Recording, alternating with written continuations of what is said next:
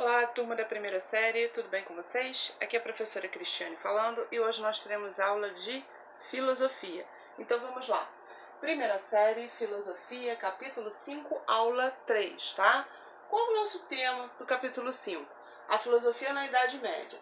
E o tema abordado na aula de hoje? Filosofia cristã. Então vamos lá.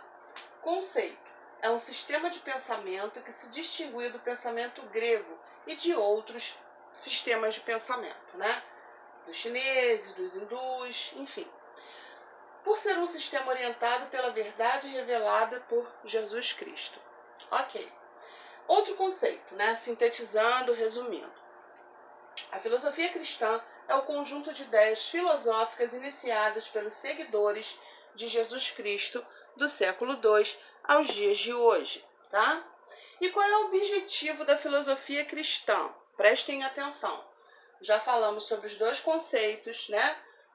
O conceito mais abrangente e o conceito mais resumido. Agora nós vamos falar sobre o objetivo da filosofia cristã. Qual é o objetivo? Unir a ciência e fé, partindo de explicações racionais, naturais, tendo o auxílio da revelação cristã. Ok?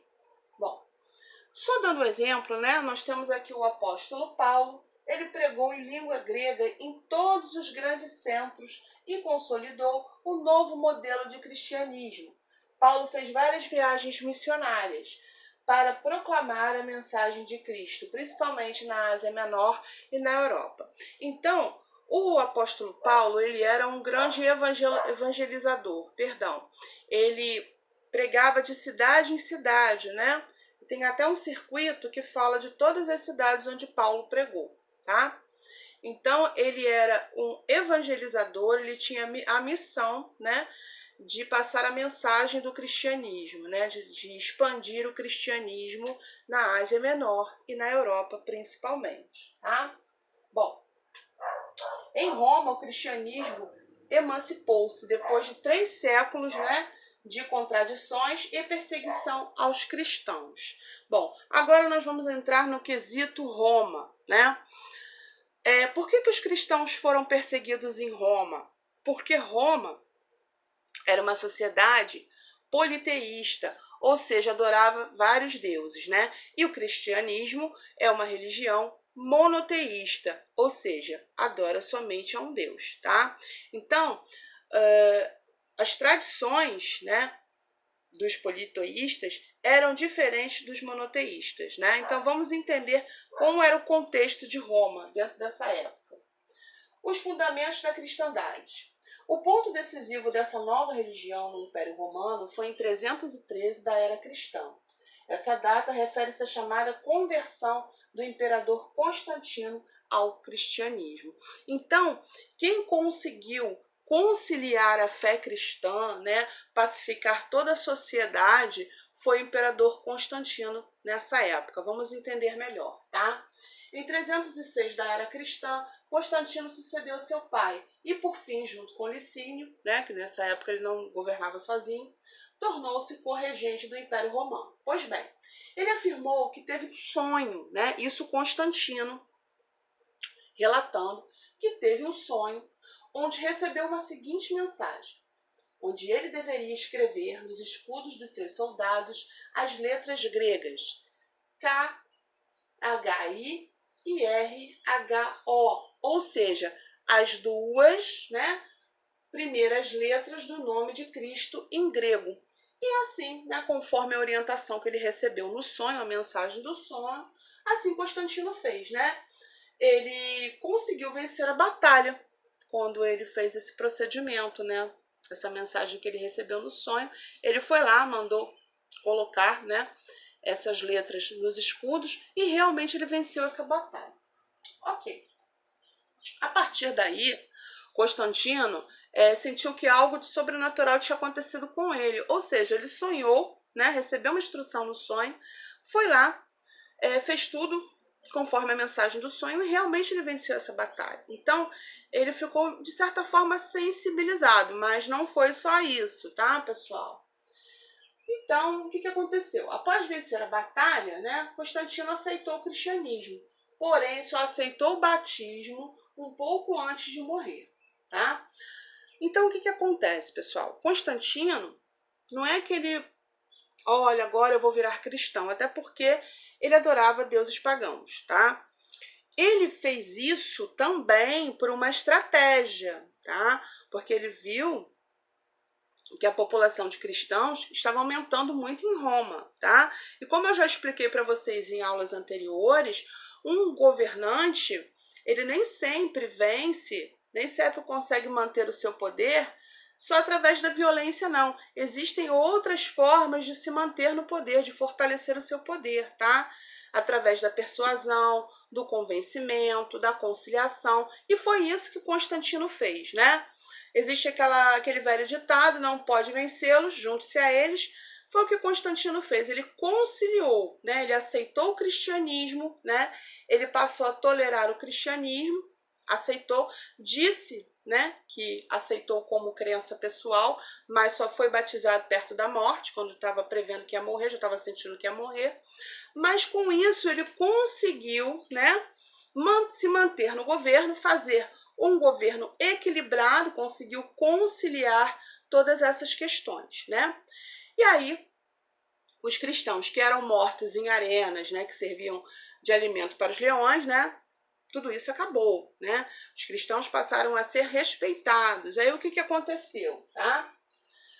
Assim como o apoio de Constantino, né, os bispos cristãos, antes alvos de prisão, de tortura e execução, recebiam agora isenção de impostos, né, dádivas do tesouro imperial, prestígio e até mesmo influência nos tribunais. Suas igrejas ganhavam novas riquezas, poder e destaque. Vocês estão entendendo como ele foi estrategista, né? A gente tem que entender o processo histórico, tá? Como ele foi estrategista. Aí, por que foi tão significativa a conversão de Constantino, pessoal? Porque, como imperador, ele tinha uma poderosa influência nos assuntos religiosos e ele queria unir o seu império, como eu acabei de explicar agora, né? Constantino prestigiou a parte oriental grega de seu império, construindo uma ampla nova capital. Chamou-a de Constantinopla, tá, pessoal? A atual Istambul, que se situa na Turquia, no país chamado Turquia, tá? O resultado foi que ao longo dos séculos a igreja ficou polarizada, ficou dividida, né? Tanto em termos linguísticos, né, como em termos geográficos. Por exemplo, Roma, língua latina, na parte do ocidente. Constantinopla, né, língua grega, na parte do oriente. E aí, o que acontece, né? Tem aquele questionamento até na apostila, que é o seguinte, por que as pessoas procuraram o cristianismo? Pessoal, vamos entender, né, o contexto do Império Romano na época, né? A grande parte da população vivia na miséria, né? As pessoas passavam humilhação, passavam fome, havia uma grande desigualdade social, uma grande diferença social, né? As pessoas eram discriminadas e a maioria da população nem era considerada cidadã, né? Porque para ser considerado cidadão você tinha que possuir bens. Enfim. E aí, né, surge a religião chamada cristianismo, que dá palavras de fé, de esperança, de carinho, né, de consolo para essas pessoas que estão tão sofridas, né, tão abandonadas pelo Império Romano. Né?